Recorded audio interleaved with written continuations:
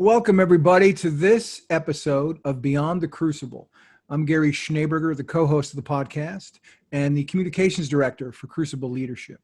And you have clicked play. We really hope you've clicked subscribe and that maybe you've shared with folks on a podcast that deals in what we call crucible experiences. Those moments in life, most of us, if we're honest with ourselves, know all too well. They're painful. They can come out of nowhere sometimes. They are failures. They are setbacks. They are those things that knock us off balance, can knock us off the trajectory of the life that we're on. But we talk about them here not to sort of wallow in the pain of them. We examine the pain of them, but we talk about them here, as the title suggests, to help you move beyond them. And the reason for doing that is that we believe that beyond those crucibles can be some of your best living, where you can truly find a life of significance. And with me, as always, is the architect of Crucible Leadership, without whom we would not have a Beyond the Crucible podcast, the host of the show, Warwick Fairfax. Thanks, Gary. Very much looking forward to it. And our guest today, Warwick, is Chris Tuff, which is a fabulous last name. I'm very jealous, Chris, about your last name. Tuff is an awesome last name. Chris Tuff is the author of the USA Today bestseller, The Millennial Whisperer. In his book, Chris offers research-based, time-tested strategies for bridging communication gaps between millennials and the rest of the workforce.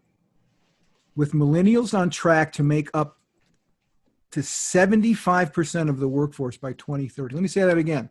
Millennials are on track to make up 3/4 of the workforce by 2030.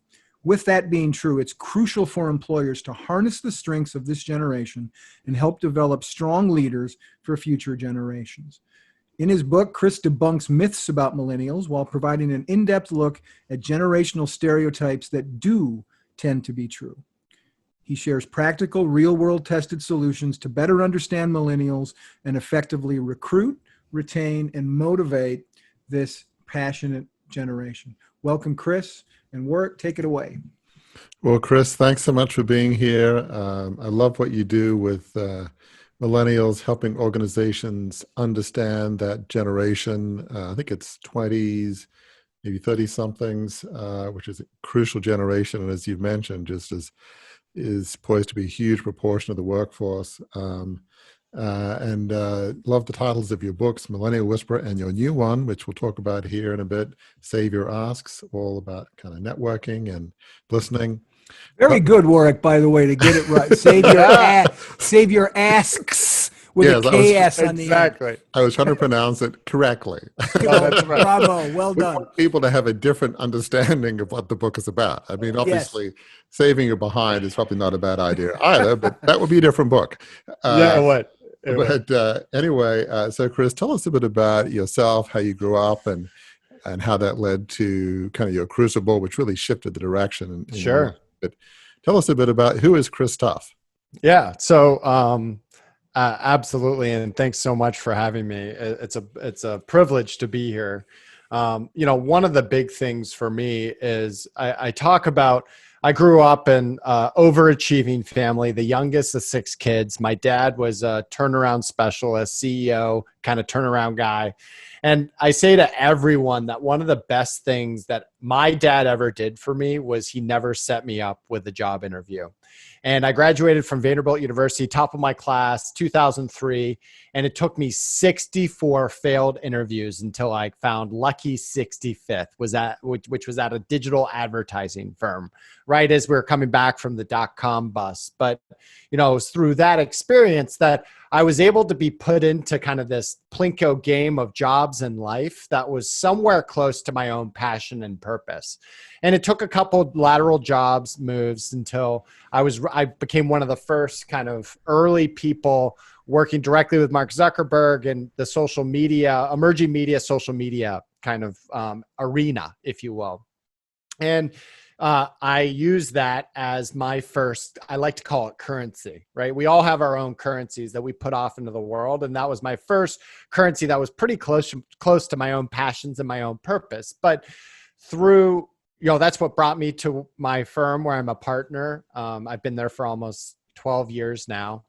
And what happened 3 years ago was, on the outside, I was killing it, right? Sheryl Sandberg would have lunch with me when she was coming in town, and I was flying all over the world and, hobnobbing with the who's who. But inside, I was suffering. And, there are two things, what ended up kind of becoming my rock bottom catalyst moment.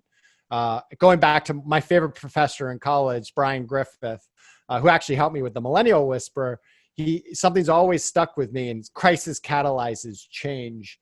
And, when I had a little bit of time to look at my life, I was feeling incredibly unfulfilled.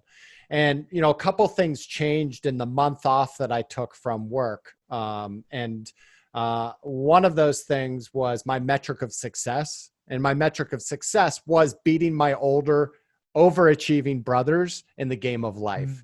And I changed that to success being judged on a daily basis. When my head hits the pillow at night, did I have the impact that I intended? And I can happily say 3 and whatever years later that I've had a successful day every single day since changing that.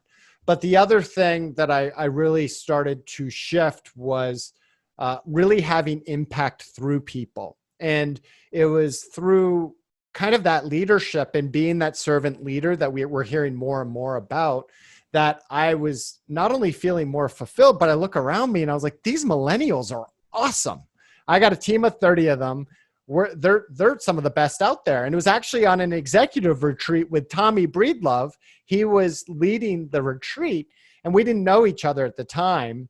And I introduced myself and I was like, I don't really know what I do anymore, but we're 390 employees, mostly millennials, but I've kind of become the Millennial Whisperer. And I shared my story. I talked about my rock bottom moment. I was very vulnerable and I sat down and Tommy looks at me with his big blue eyes and his like Southern drawl. He goes, you better write that book. And I was like, what book? He goes, The Millennial Whisperer. And it was in that moment that, the Millennial Whisperer was born, and I did a pretty quick sprint to write and publish it over an 8-month period. And, we're 14 months on the other side of it. And it's brought me to stages like Nike. I've been on the main stage at Nike and working with some of the world's largest and most prestigious corporations, but also small businesses. I've worked with some dental clinics locally, as well as some restaurants. And what's so amazing is my favorite quote from this book is millennials aren't the problem. They just expose all the problems. And there's a lot of things that we can talk about there, but that's kind of the journey of what took me into being a published author. Gosh, what a great story. I mean, it's not everybody grows up with a dad who's like an entrepreneur turnaround manager. I mean, those guys tend to be very driven, very focused, take no prisoners, coming through because don't have time to wait, don't have time to other than action now. Was your dad kind of like that image you have of the turnaround guy? And wait, so also British. So he is really? Yeah, and an old Etonian. He went to Eton. We're talking. So, and here I am, right? I come out. I'm the youngest of 6 kids. I'm an identical twin, right? Wow. So kind of struggling for my own identity and like the most emotionally in tune, sensitive kid. It's like, where did this kid come from? So the juxtaposition of that and my dad was always really interesting. And I think one of my big things out there, and I see it actually even with my bosses, is there's this constant yearning for that validation, right? And I think it's actually indicative of why I wrote this book, because you're finding that from a generational standpoint, there's a lot of similarities there. And it's important to look at that relationship of parent and child for especially the expectations of younger millennials and Gen Zers, because what they're craving more than anything else is real connection with their bosses. You can't just be the bossy boss. You've got to also be a mentor and a coach to them. And you've got to take that. We've always been brought up that you can't be friends with your boss, right? And that line goes out the window. Not only is it out the window, but everyone on your team wants to feel like you have a vested interest in their life. So go ahead and follow them on social media. Connect with them on a Monday. Say, Meg, I saw on Instagram that cat you adopted. That's adorable. Tell me more about it. right? That creates a real connection. And I use my relationship with my dad as one of the examples of it is a reason why you have such a shift in the expectations of these younger workers. And we can talk more about that. I know I'm going Gosh, on. as some of my listeners know, I grew up in Australia in sort of almost an English Australian background, went to Oxford like my dad and a few relatives. So not English, but I understand the mentality in Eton, which, one of the top private schools in England. So, I mean, did he come across as, I guess, I think in England of sort of the SAS, which is sort of the British equivalent of special forces, this kind of tough, no nonsense. I mean, English people don't do a lot of drama. They just quiet, resolute, here we go. Was he kind of a bit like that? So it was interesting. When he came over to the US, he found that it was incredibly more efficient than England in all their ways. And it was a place that you no longer had, it was a lot more egalitarian, right? And there's nothing less egalitarian than Eton, where he came well, from. yeah, that's the top of the social spectrum. I mean, when I was in college in the late 70s, early 80s, class system was still pretty apparent. So, yeah, it would have been culturally radically different here. And so it was actually, it had the opposite effect to a certain extent where, you hear stories, I hear stories when I talk to people now, now that he's retired, but I'll talk to people, they'll be like, wait, was your dad Tim Tuff? And I'll be like, yeah, tell me. Yeah, he actually was. A lot of people don't put it together. What was he like? Right. They're like, Chris, a lot of the stuff you talk about in your book, he did that. Did you know he knew every single person's first name at Harlan?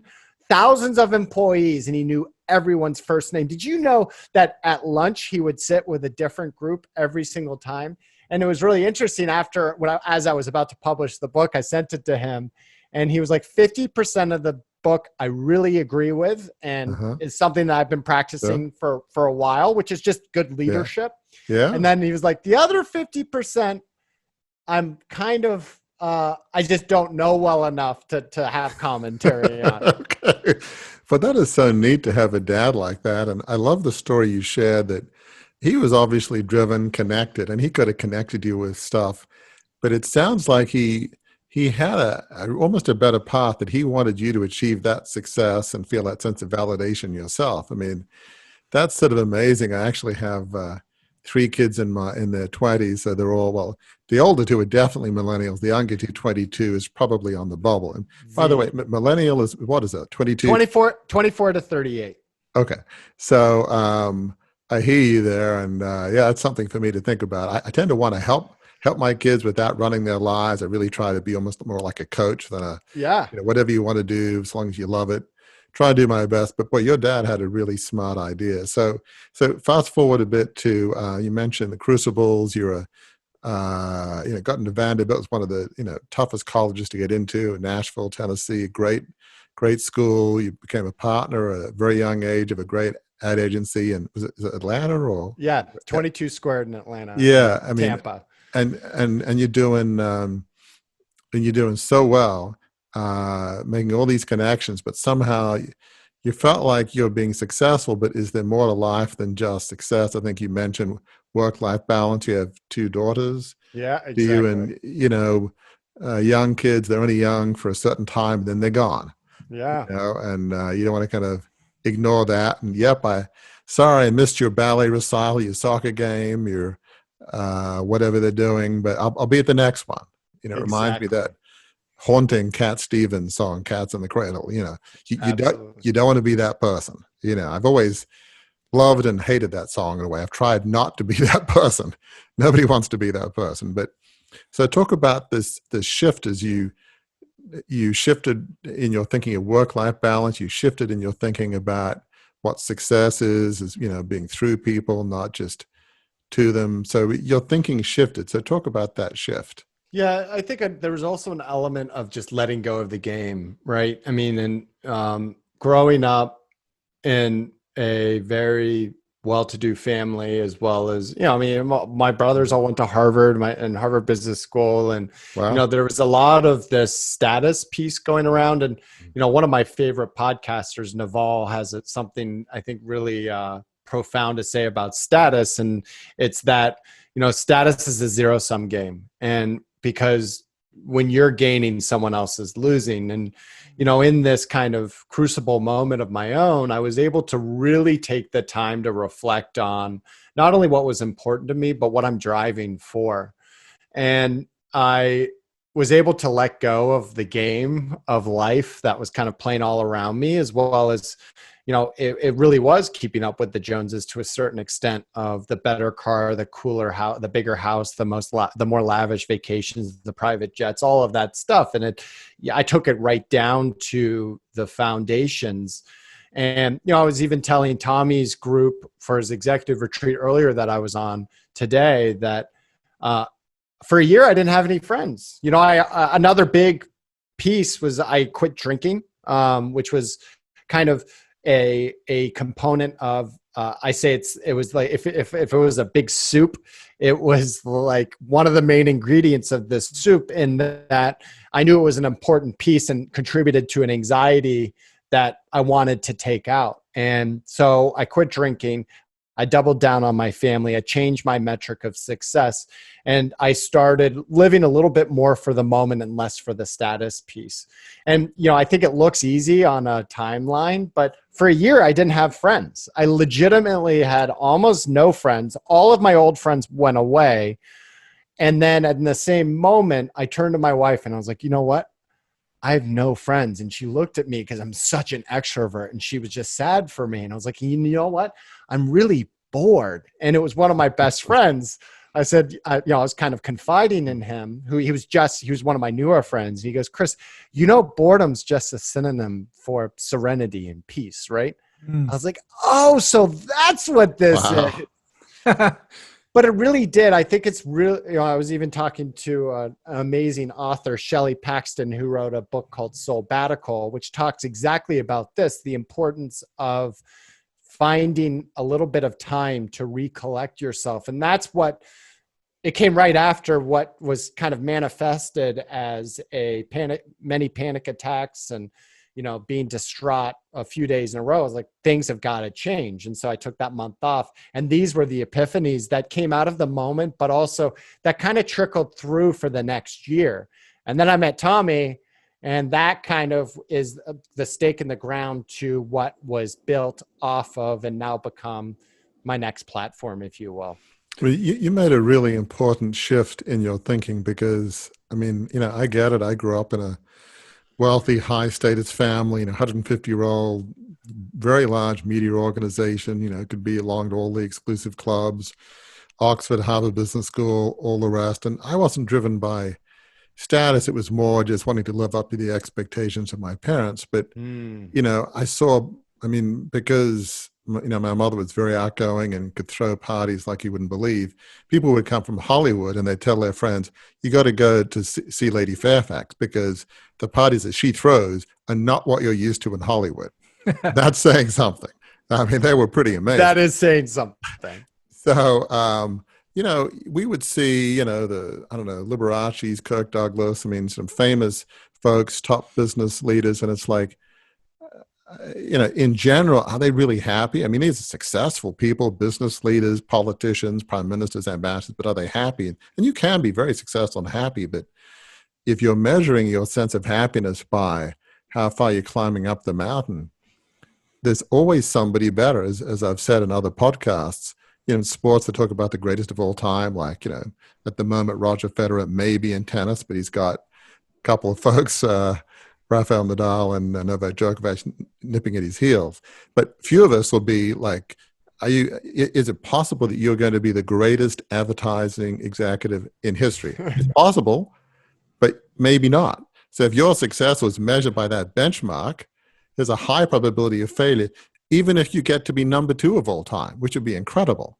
So if you measure success by that, you're almost doomed to fail with about 99.9% possibility, as opposed to, well, I just want to do what I do and what I love and let the chips fall where they lie.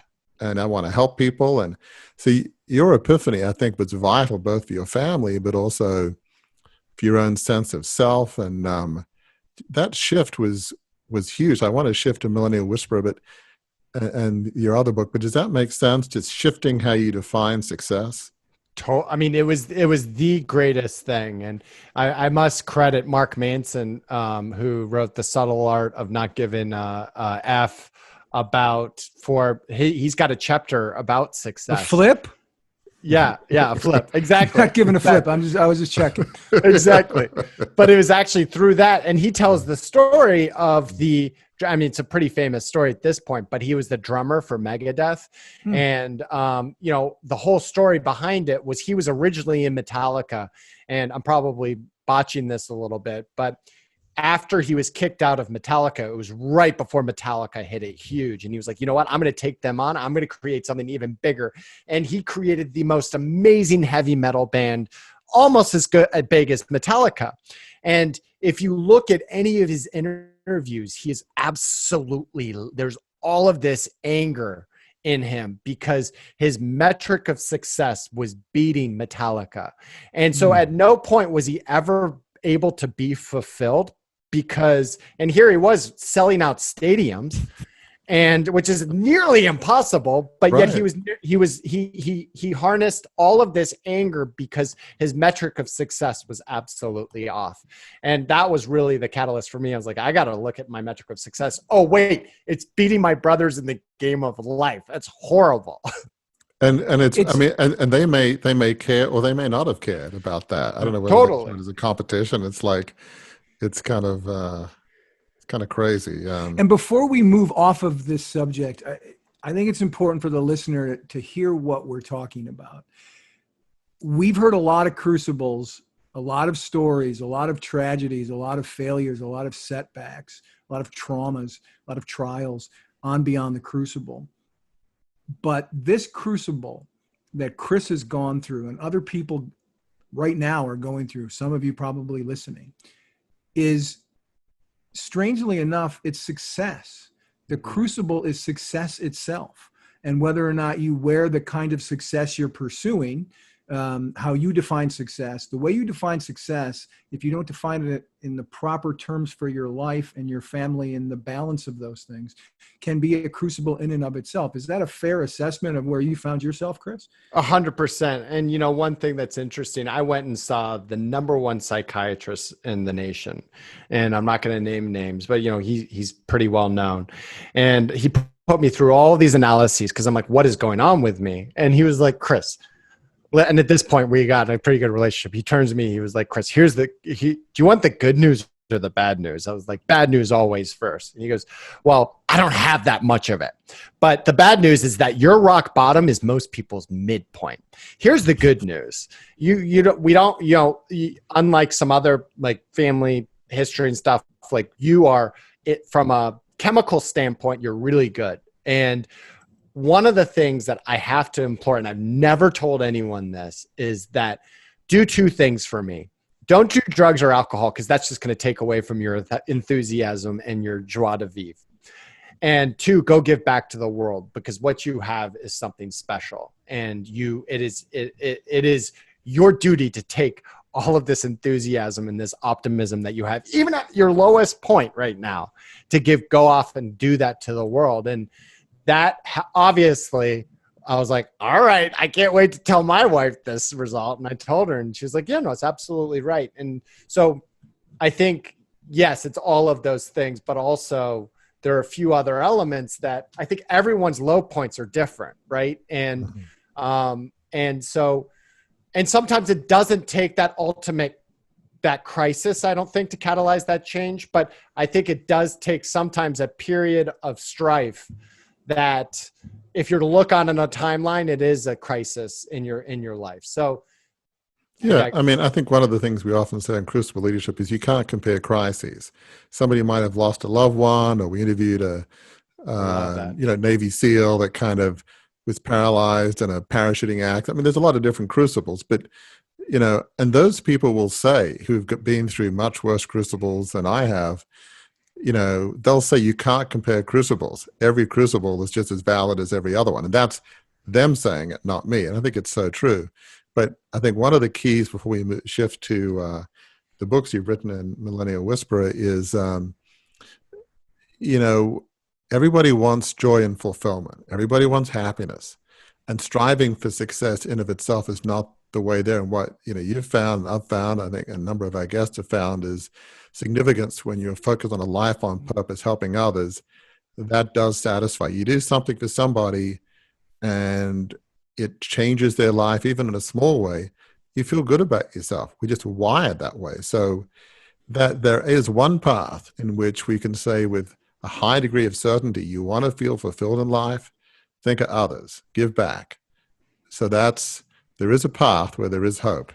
So, and I want us to get on the on-ramp to you talking about your books and talking about how you've experienced that, Sure. Chris, by reading something from your book, The Millennial Whisperer, because I think that'll get us there. This impressed me so much. And listen, listener, to how Chris found what success really looks like for him. This is just 3 paragraphs from The Millennial Whisperer. With each passing day, his team, rewarded me with production and loyalty, crushing goals and all the key performance indicators we could throw at them. Yes, these millennials. It was almost as if the second I relinquished any desire to be perceived as the more traditional hero style of leader, it unleashed something powerful and almost unstoppable in them. That guy who sweeps in and saves the day and solves all the problems in the workplace, that's the hero leader. That's who I tried to be for the first 13 years of my career. That's what almost took me out. Instead, I made my millennial employees the heroes and assumed the role of the guide and coach. That caused me to shift to equipping them rather than trying to make them all clones of me.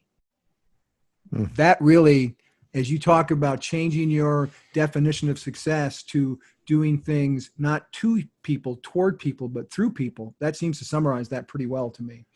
Yeah, and it sounds a lot better when you say it than when I read it. But no, I mean, I think it's absolutely true. And going down to my own purpose, my purpose, and it has been this stated for the last 7 years, even before my kind of Crucible moment, and it's to inspire and connect.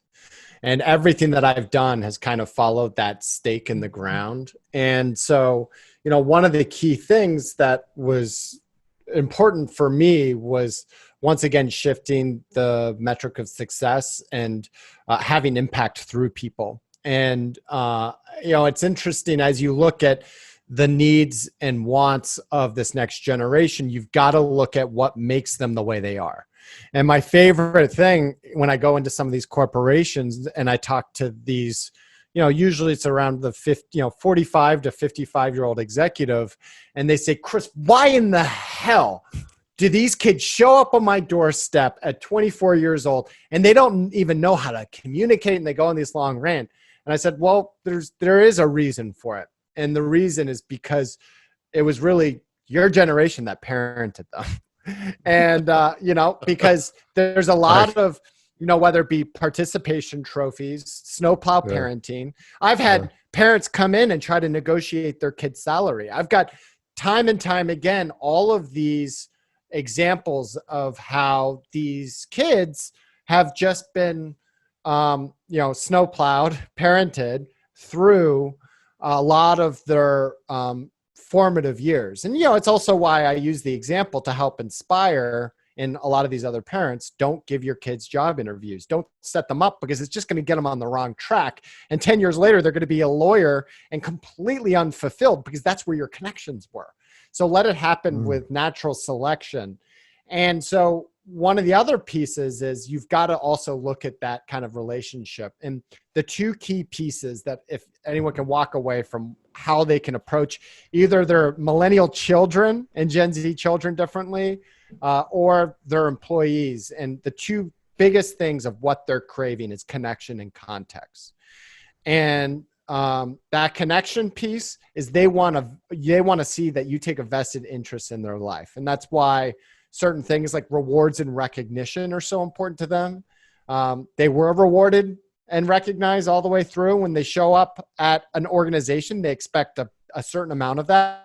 You can do it too much, but you got to have some component there of building them up. But then it's also, if you take the 4 leadership characteristics of what they find most important, number 1 is inspirational leadership. 2 is transparency. 3 is authenticity. And that unto itself is like really where I like to kind of talk about, let's focus really on the things that we can do as leaders to be better leaders. And then the culture piece will be a byproduct of that. So I can go any which way on that. Yeah, no, that's fascinating. So talk about how, I think you talked about how millennials are misunderstood, but see, I guess you've mentioned some of the key components of what millennials want. Would you say that that makes them different than other generations? I mean, what's different about millennials versus? So there's 2 reasons others? of what makes them so different. One is the impact of social media and digital media on them. And it's also what makes older millennials different than younger millennials. And then 2, it was really the impact of the recession of 2008.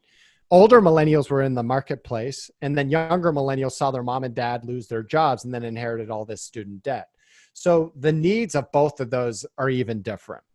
And the needs of older millennials versus younger millennials and Gen Zers are also a little bit different. You always see this with a generation, but there are certain things that kind of I like to focus in on in terms of the things that they all want, right? And one of those, from an organizational standpoint, work flexibility. You look at what COVID did, but one of the things they craved for so long and weren't able to ever get, and the thing that I actually came up against the most was like your easiest fix when I go into these corporations that could do it physically, knowing that 35% of any organization can actually work remotely, where it's not physical labor or some of these other things. But it's like, this is an easy fix for you guys. Like, just let them work from where they want to work. And if you can't trust them, then you've got a hiring issue. If you can't trust them to work from where they want to work, then you've got a hiring problem.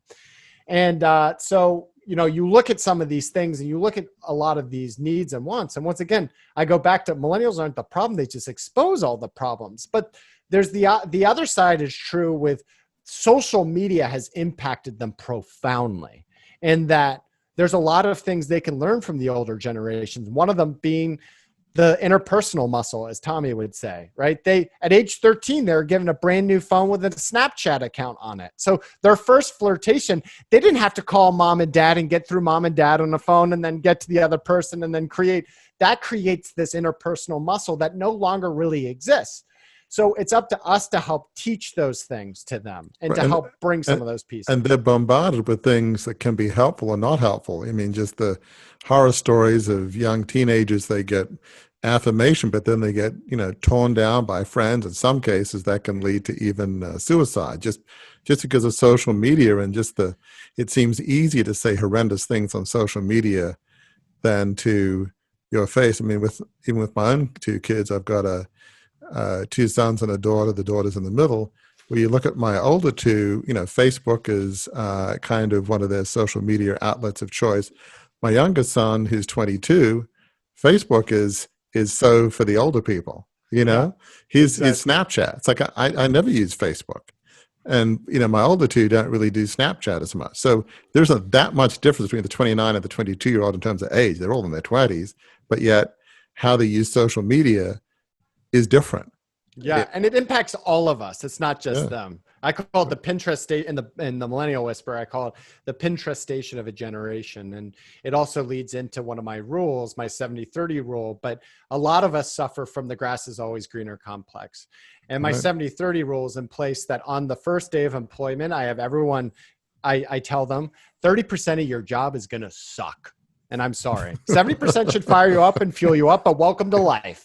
And any of your friends that you're seeing their perfect lives, play it on Instagram, they're full of it, right? And listen, I've done it too, right? And I tell the stories of some of the things that I've done, but it's like, that's not a reality. So let's figure out from your job description, what's in your 30% zone of suck, and then what's in your 70% zone of fire you up and fill you up. And by doing that, when they have 3 days in a row of doing Excel documents and budgeting or whatever that zone of suck thing is, they don't quit in order to pursue it. It sets their expectations. That is so smart. I want to dwell a bit on those 4 things you talked about: inspiration, authenticity, transparency, and then culture kind of being affected by the others. When you say inspiration, is part of that millennials kind of want purpose and meaning at work? I don't want to misread it. 100%. But they also, part of that interpretation of the real interpretation of inspirational leadership is also that connection piece, right? So there's elements of, you got to reward and recognize your people. You got to take a vested interest in your people. And you've got to start opening up more of this idea to be both the boss, but also a mentor and a coach to them, as well as potentially a friend. Right. I mean, they don't want to see themselves as just a small cog in a big machine. Yeah. Maybe people in the 50s said, well, that's just life. Work isn't meant to be fun. I'm a cog, and I just go to work, punch the time clock, and I go home and try to recover on the weekend. I mean, maybe, but that people aren't thinking that way. It's not the 1950s. They're looking, as you say, for some connection. They want to feel like that their boss cares, that there's meaning, that the boss actually knows their names, the names of their kids, what they do for fun on the weekend. Exactly. They want to feel like that they care. And back to your sort of authenticity and transparency, you can read all the books, but I'm sure millennials, they know if you're faking it. If you're just reading from a manual or seminar you just went to, or a book you just read, and it's not real. I mean, as I often say, that one of the worst, as you would know, one of the worst things in advertising is doing great advertising for a product that's awful. Yeah. Because people will really, really get angry. That's the worst possible combination. Great advertising with a product that sucks. So you don't want to be that manager, right? That says all the right things, asks all the right questions, but they could care less about your life. Massive disdain for hypocrisy. You're absolutely right. And, the other piece to that is, if you ask anyone and I've seen this in corporations, hey, Bob, do you consider yourself to be an inspirational leader? When you talk to Bob, he's like, hell yeah. Like they laugh, they light up. It's like, thanks, Bob. And then you ask two people on Bob's team, hey, is Bob an inspirational leader? Their first question is Bob going to find out if I tell you the truth? And it's like, no. He's like, heck no, he's not. He doesn't do anything to take a vested interest in me. He doesn't get me fired up. I don't know where we're going, blah, blah, blah. And so it's also, I created an assessment that breaks down some of those things, but gets the input from all of their employees that are, oftentimes younger. But transparency, I think, is another interesting thing. And I talked about connection and context. A lot of people misinterpret transparency to be one of two things on that spectrum. They either interpret it to be on one side, financial transparency, and they say, Chris, I'm not going to tell everyone how much we're making and what our profit margins are. Sure. It's like, no, it's not that. Or they go to the other side of it and they say, they interpret as vulnerable, and they say, Chris, I'm not going to cry in front of my people. I'm like, we're not talking about Brene Brown and vulnerability. What they want from you in transparency is context. Why are you making the decisions that you're making? So you've got to be giving them the data and disclosing those pieces to demonstrate that. So when you lose a new piece of business or something happens, talk to them about why and what it is that you learned from that. Don't just sugarcoat everything. And especially Xers were brought up this way, that you have to sugarcoat and only present the good news. You got to throw that out the window and instead inform them with this context so that they can start connecting the dots themselves. Yeah, people want their bosses to be honest with them about, okay, if we're having a downturn, what happened? And maybe it's even, look, this is the direction the company's going in. And I don't know that I completely agree, but I'm doing the best I can. Or, we got hammered by some, the market or competitors, and here's what we're trying to do. And, I think maybe went in the wrong direction, but here's what we're going to do next. I mean, they want some transparency in the sense of honesty about what's happening. And you don't have to get into every detail, but give them enough that they kind of, okay, the guy's being straight with me. Exactly. I know what's, I can, and I'm sure trust is got to be huge. I mean, if you don't trust your boss, you're not going to, walk off the cliff for them. I mean, you got to trust them. You got to believe that they have your back, Exactly. That, gentlemen, what you may have heard was the landing gear starting to come down on landing the plane. Before we start to really land the plane, we just sort of have the little chimes go off and the landing gears going down. Chris, I'd be remiss if I did not give you a chance to let our listeners know how they can find out more about you, about the Millennial Whisperer, and now I'm going to try it, your upcoming book, Save Your Asks. There you go. How can they find out more about you? And if you can give just maybe a couple thoughts about the key component of Save Your Asks. I mean, what is the thrust of that book?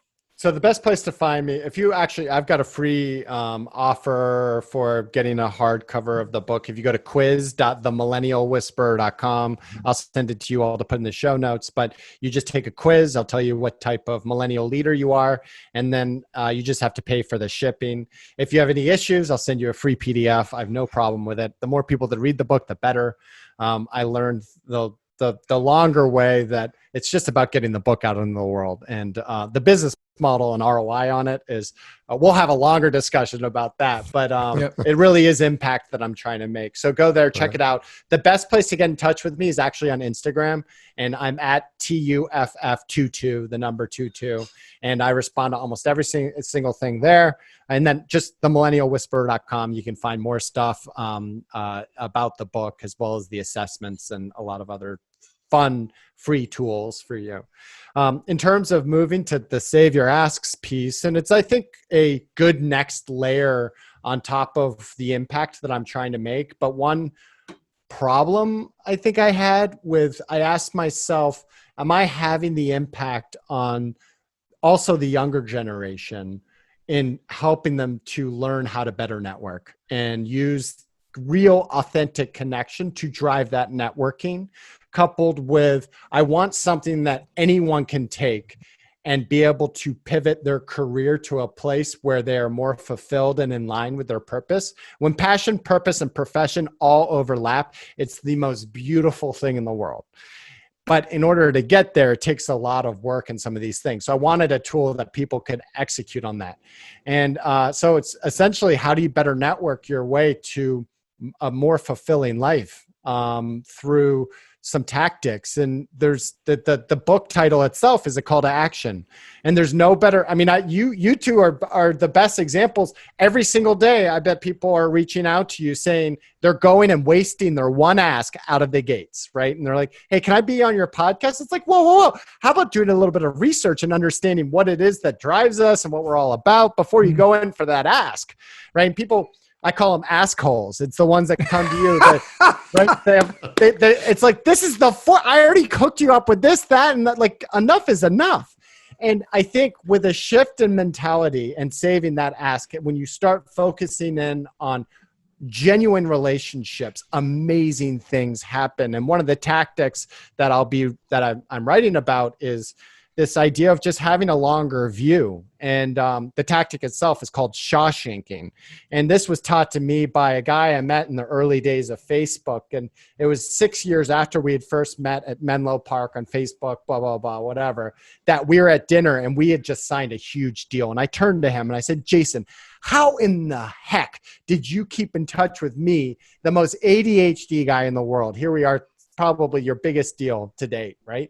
And he goes, "I Shawshanked you." And I was like, "What is that?" He said, "Every single week for the last 6 years, I've had some form of communication with you. And not once have I asked you for anything. I was just checking in, keeping up the relationship, whatever. I wasn't ever asking anything." And I was like, "Oh my gosh, I'm going to try that tactic." And I tried that tactic at the agency, and we ended up landing one of our largest clients 18 months later after I became best friends with the person. And one of the things that I've made it now known is Shawshanking is a verb. And when you start focusing in on creating genuine relationships and real connection, just like the Millennial Whisperer, amazing things happen. And in order for us to actually start being freed and living that life, we've got to evolve our currencies and continually do that with side hustles and passion projects. So encourage your people to pursue side hustles and passion projects to offset that 70-30 rule, that 30% zone of suck. Sometimes it's a 50-50. Sometimes it's flipped where it's 70% of their job sucks, but it's up to us to help them pursue that. But we've got to pursue those things ourselves, because that is how we truly evolve our currency to be that thing that is changing with our own heads and heart. Well said. That's awesome. As you can tell, I get pretty excited about it. Yeah, That's great. it's fascinating to me to think that you have a twin brother.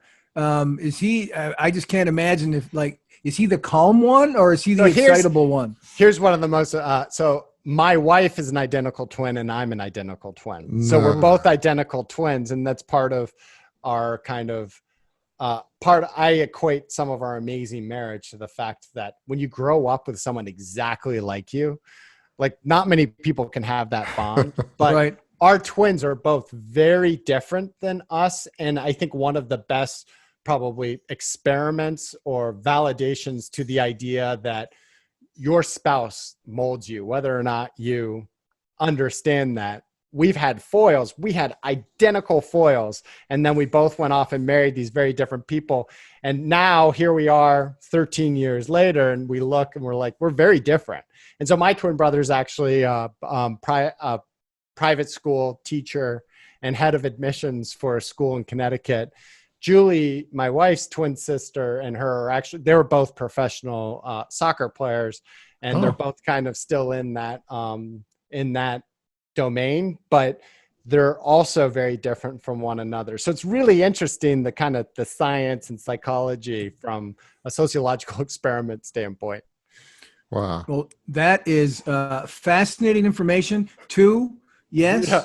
The tires are on the runway. We are There we landing go. the plane. Let's do it. Before we go, listener, let me summarize for you, I think, some takeaways from this episode with Chris Tuff. One, Chris talks, and you heard him say it a couple times, that crisis can be a catalyst for change. It certainly was in his life. Crisis was a catalyst for change. One of my greatest joys in co-hosting this podcast is when the guests' way of looking at life and leadership and Crucible leadership, Warwick's way of looking at life and leadership sync up. And while Chris says crisis can be a catalyst for change, we talk at Crucible Leadership about how your Crucible can be the launching point to a life of significance for you if you learn the lessons of that Crucible. So instead of asking why in the midst of a Crucible or a crisis, ask what. What can you learn from where you find yourself? That's takeaway one. I think takeaway two from this conversation is take a long look at how you define success. If it's to beat others, Chris said his idea of success was to beat his older brothers. If it's to beat others and to gain things, not to help others and to put people ahead of things, you may need to reassess your definition of success, because redefining success can be how you find success. I'll say that again. Redefining success can be how you find success. That's what happened to Chris. That's what happened to Warwick. And that's how in Crucible Leadership we talk about finding success that is couched in being a life of significance.